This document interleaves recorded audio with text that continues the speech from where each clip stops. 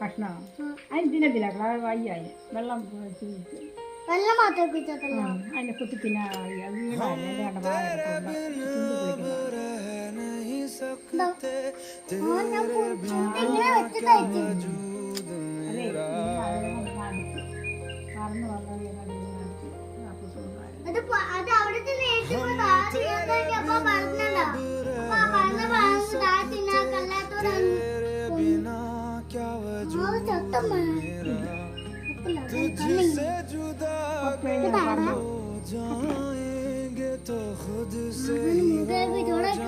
എന്നിട്ട് എന്ത്